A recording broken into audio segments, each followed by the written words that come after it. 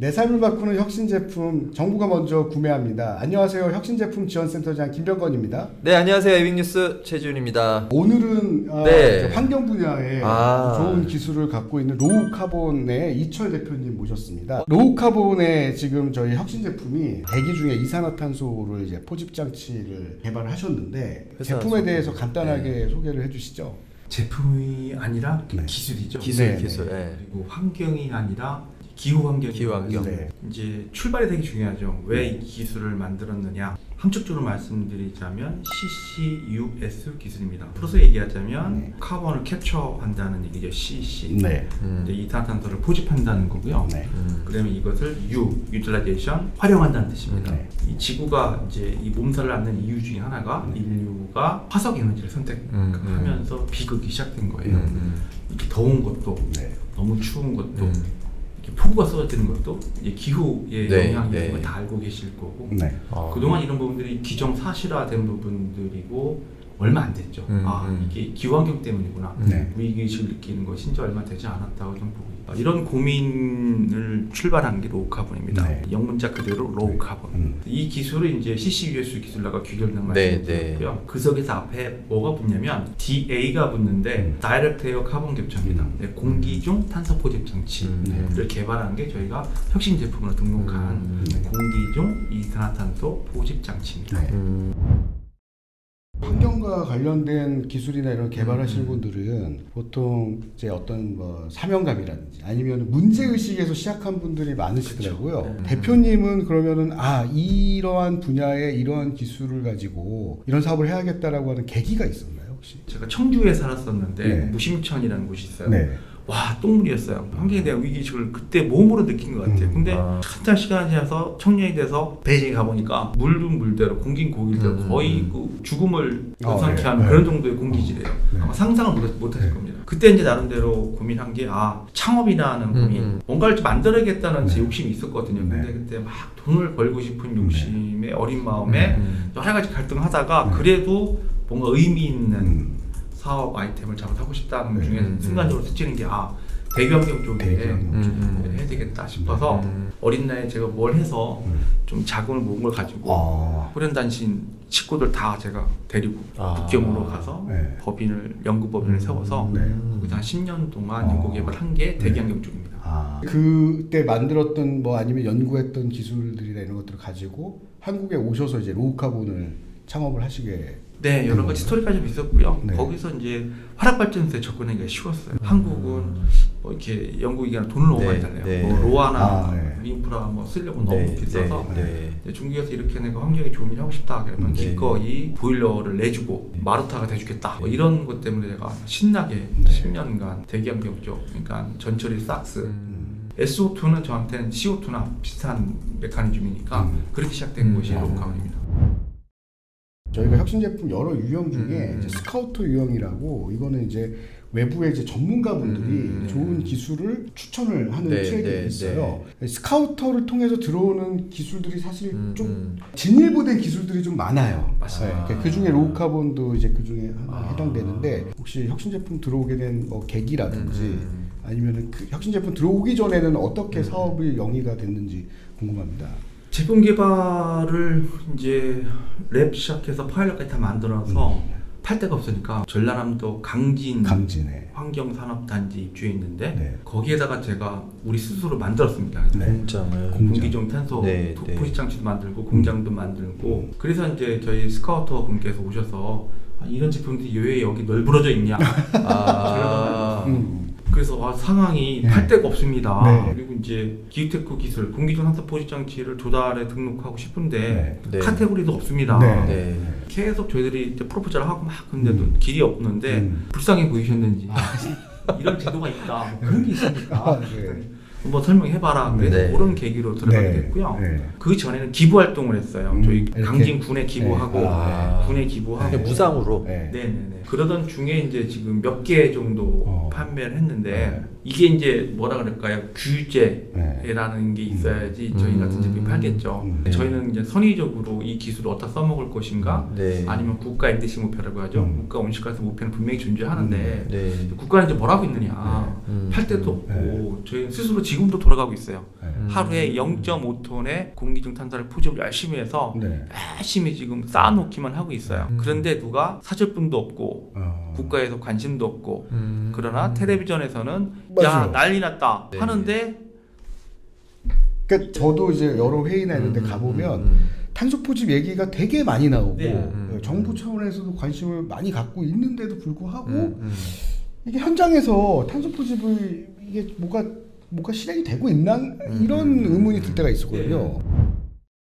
강진군이나 이런 데다 이제 기부를 하셨다고 하는데 공공에서는 그냥 공짜로 받는 것도 좀 힘들어하지 않아요? 어떤 뭐 절차나 뭐 기준이나 이런 거 없지 않고서는 서울에 이제 에너지 드림 센터에 네. 저희들도 기부를 해드렸죠. 네. 근데 기간이 1년 동안이고 초등학생들도 많이 오고 많이 네. 이런 기술도 있구나.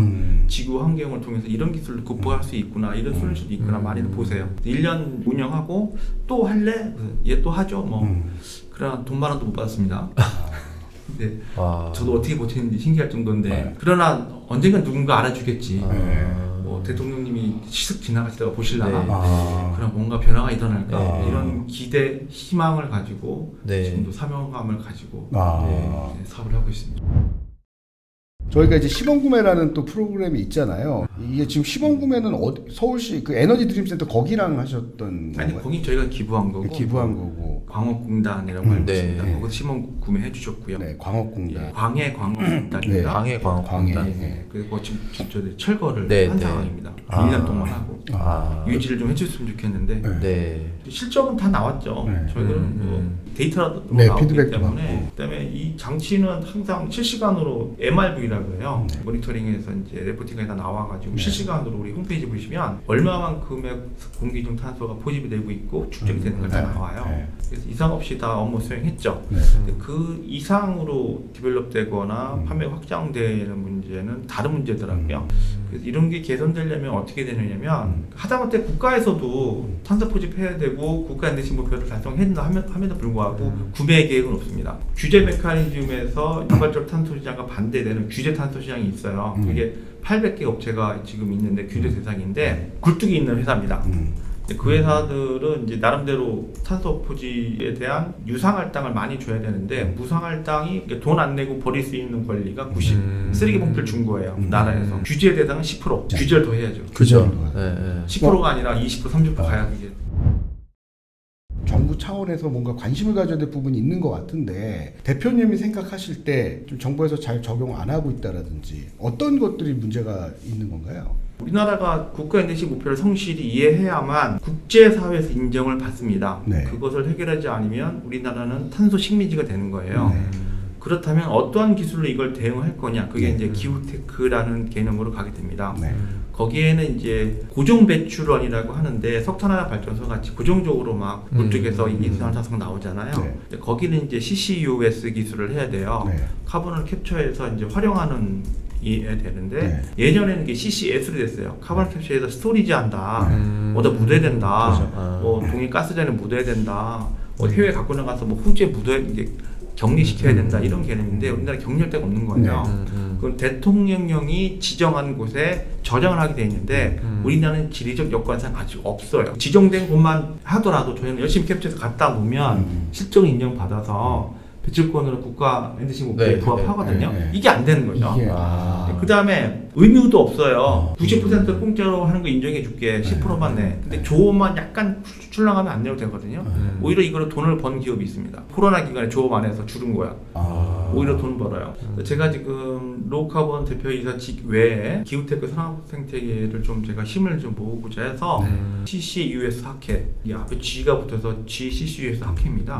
회장직을 좀 맡았거든요. 3년 차인데 그 학회를 통해서 이 기술을 갖고 있는 회사들, 스타트업들 많이 모아서 우리 목소리 좀 내보자 이런 취지로 저희가 올해 3년 차 지금 운영 중에 있고요.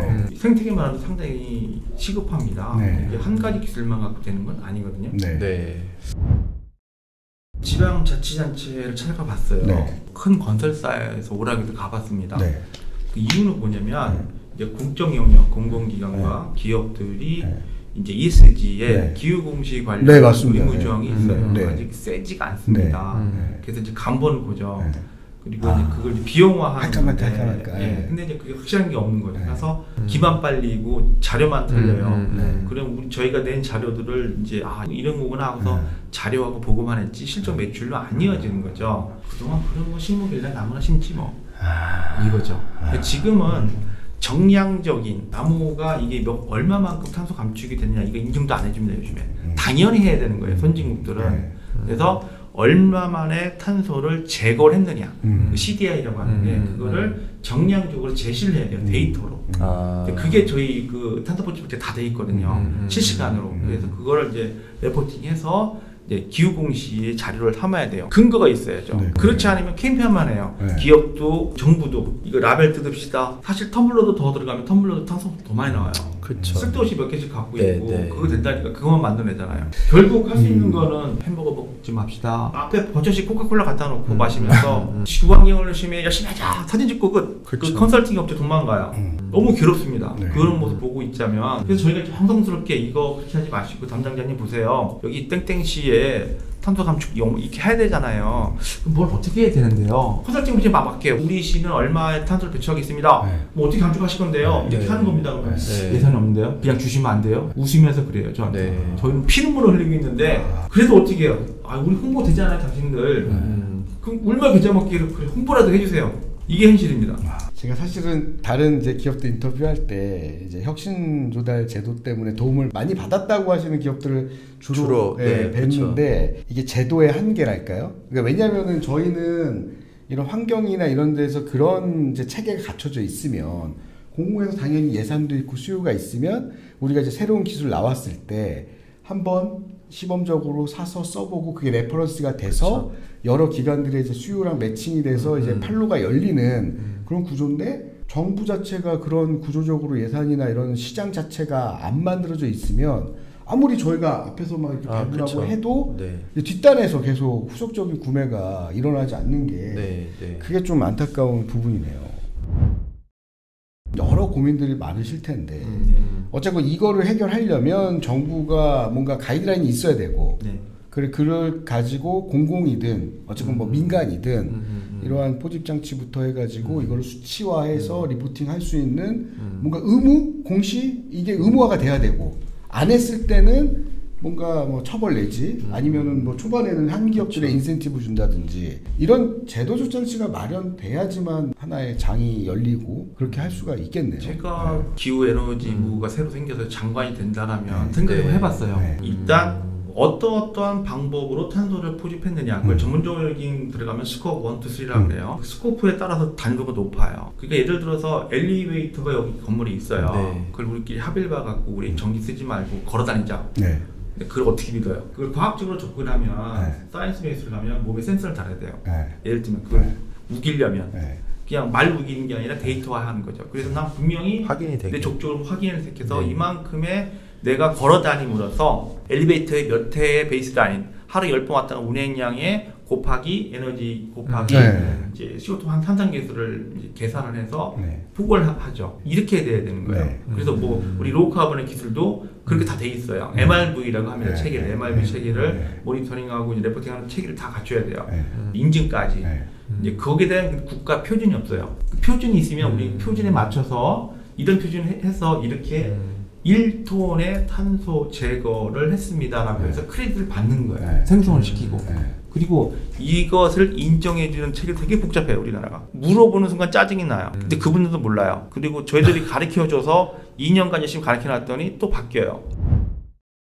조달이랑 연관이 없을 것 같지만 연관이 굉장히 큽니다. 이제 그런 것들을 포집 활동이나 이런 걸 할 수 있는 게 필요하면 이제 그런 기술들이나 이런 것들을 이제 도입을 해야 되는 거고 제품 사고 설치를 해야 되는 영역이 있고 그다음에 이제 규제 차원에서는 이제 그 기업들의 그런 탄소 포집이나 이런 것들에 대한 수치나 이런 것들을 요구도 할 수가 있어요. 왜냐면 그거를 많이 배출하는 기업은 제품 가격을 더 비싸게 뭐 한다든지 뭐 약간 그런 이게 되게 중요한 이슈인데 기후 공시가 얼마나 중요하냐면 딱 공시를 하게 되면 이거 만드는데 탄소 얼마 뱉었습니까? 탄소 회계를 돌려요. 소유자들 판단할 수 있겠죠. 얘네 너무 많이 배출하네. 이런 걸 하기 위하면 압박감을 받겠죠. 어떻게든 줄이려고 하겠죠. 그 수요처를 찾아야 되죠. 탄소를 포집하는 기업들, 저감하는 기업들이 뭐 에너지부터 많은 엄청나게 많은 영역을 기후테크 영역이 큽니다. 잘하는 건 로우카빈 잘하는 거는 굴뚝에서 나오는 거 CO2 잘 포집해서 활용해주고 공기 중에 있는 CO2 포집해서 에너지화하고 이게 되게 중요하거든요. 근데 우리가 기후테크 지원하자 하면 관련된 분야 그냥 R&D 예산 좀 늘려주고 하는 거 정도 외에 나머지 것들은 그렇게 저 그건 설명 맞습니다. R&D. 아까 말씀 CCU라고 말씀드렸잖아요. 이 CCU가 되게 중요하지 않습니까? 작년에 이제 CCU 메가 프로젝트가 열렸어요. 갑자기 공문이 왔어요. 와, 9천억이에요. 9천억.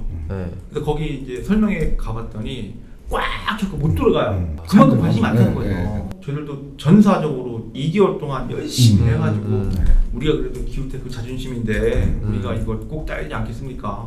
2개월 동안 그냥 어마어마한 분량 다 해서 그 짧은 시간에 근데 이상하게 짓고 쌓은 게 이게 이만한 프로젝트를 2달 만에 할 리가 없고 알아봤더니 많이 그 전에 준비하고 있더라고요. 야 이거 또 이거 우리 들러리 서는 거 아니야? 라는 이제 직원들이 슬슬 이제 그런 걱정들 하세요. 이거 우리가 역량을 다 쏟아봐야 이거 헛일하는 거 아니겠습니까? 그래도 결국에 이제 발표가 났죠.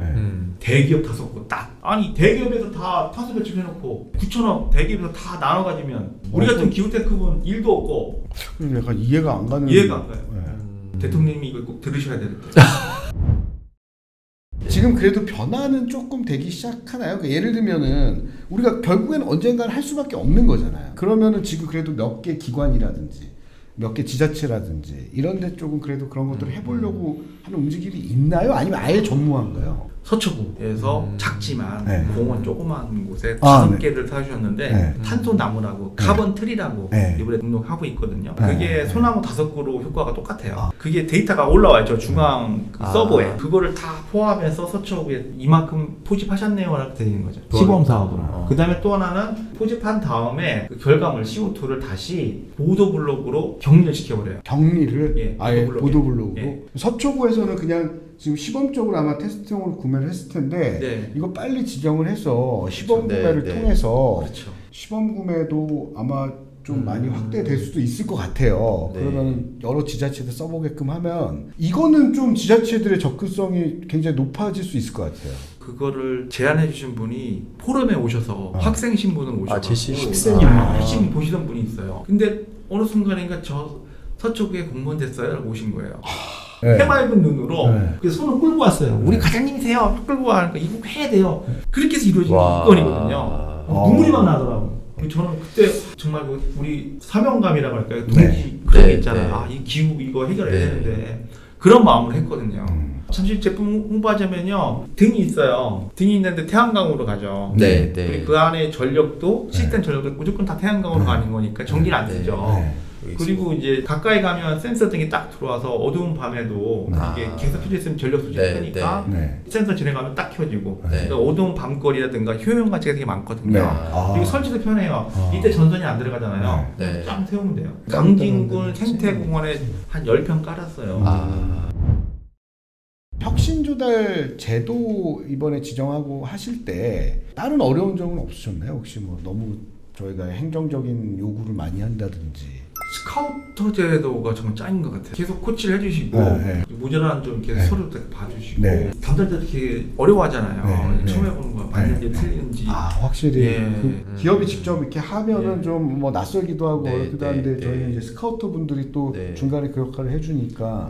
저는 암도의 TP의 스카우터 분께서 뭐 이렇게 이렇게 하는 거고 그러니까 믿을 때가 있으니까 전화해도 짜증 안 내시고 해주시는 게 너무 전남 TP 스카우터 분께 별도로 또 감사를 또 드리도록 하겠습니다. 드려서 제가 감사드립니다. 저희가 스카우터 분이 한 150분 계시거든요. 와, 많구나. 이제 그분들이 이제 전국에서 좋은 기술들을 이제 추천을 해주시는 거예요. 그래서 그것도 저 확대를 좀 하려고 하고 있는데. 이재명 대통령한테 한 말씀 하시죠. 바라는. 정부에서 역할이 되게 중요합니다. 우리 국가가 탄소 식민지가 되지 않으려면 어떤 형식으로든 리딩을 해주셔야 됩니다. 기후테크 기업이 살아나려면 기후테크 기업의 마당이 있어야 되는데 뭐 자발적 탄소 시장 좋게 들리지만 실제로 시장에 대한 형성도 안 해놓고 이 기후테크 기업이 만든 탄소 크레딧, 탄소 배출권 이런 부분들이 얼마나 가치 있는지도 모르고 또 ESG나 이런 탄소 이미 배출한 큰 대기업들은 그걸 반드시 보상을 해줘야 되잖아요. 우리나라뿐 전 세계적인 문제다. 전 지구적인 문제고 1845년 산업혁명 시작된 거 이후부터 280ppm 공기중 탄소가 지금은 420ppm 넘어가서 이렇게 덥고 비가 많이 오고 이건 다 아는 거 아니겠습니까? 그러면 이것을 어떻게 제거를 해야 될 거냐의 문제를 국가가 신경 써줘야 된다. 어떠한 방법을 공청회 열든가 아니면 각각의 전문가를 불러서 같이 논의를 해서 사회적 합의를 이뤄야 된다. 그러니까 주제를 받았을 적에는 너네 만큼 배출 쓰니까 얼마나 해. 이런 것도 좋지만 그러면 반대로 어떻게 이 기술을 상승시킬 거냐라는 겁니다. 한 가지만 더 깊게 말씀드리면 제가 대한상에 가서 포럼에 가서 이런 문제들 강연을 한 적이 있어요. 그때 제 앞에서 강연하신 분이 누구냐면 아주 해맑은 모습으로 나와가지고 여러분들 햄버거 다 먹죠? 우리 햄버거 일주일에 한 번만 먹지 맙시다. 그러면 소고기 메탄 좀 덜 나와요. 해맑은 모습으로 손들어 끝. 이게 무슨 탄소 중립입니까 이게. 그래서 지금 화를 냈어요. 그 다음에 그게 아니고요. 사이언스 베이스로 가야 됩니다. 세밀한 규제와 세밀한 인센티브와 이렇게 돼야 됩니다. 그리고 모든 부분들이 에너지 전환 쪽에 있어서 이 탄소 중에서 또 에너지를 전환될 수 있거든요. 얘도 녹여서 잘 에너지가 안 들게 분해를 해서 에너지를 갈 수 있습니다. 공기 중에 있는 탄소도 이거 대기압에서 찍어 누르면 우리가 25m의 액화 상태에서 살고 있는 거랑 똑같아요. 이게 자원입니다. 그린수소하고 합성하면 수소 나와 이게 에너지가 또 전환이 됩니다. 다양한 루트들이 있어요. 기획 중인 것도 있겠지만 포괄적으로 이런 기후테크 기업들이 스타트업으로 갈 수 있고 AI만 아니면 AI 기술은 다 응용의 대상이죠. 근본적인 기술들을 활성화할 수 있는 정부 차원의 기구가 있어야 되지 않을까. 기후 정의는 정의감만은 되지 않는다. 기후테크는 반드시 산업화해야 된다. 산업화돼야지 이 생태계가 돌아가서 그 속에서 비즈니스가 되어야 탄소가 감축된다. 그런 비즈니스 모델을 세우는 것은 정부 주관이 있어야 되는 거고 탄소를 배출한 기업과 우리가 이 모든 피해는 우리 국민이 보는 거지 않습니까? 해외에 나가는 기업도 또 피해를 보고요. 우리 같은 문제다. 또 더 나아가서 인리적 과제고 전 지구의 이불을 같이 덮고 사는 인리적 문제다. 이렇게 말씀드리고 싶습니다. 바쁘신 와중에 오셔서 저희도 많이 배웠고 희망도 그래서 저희가 그래도 볼 수 있었고 기후테크는 미래다. 혁신제품 지원센터 로우카본 화이팅! 감사합니다. 감사합니다.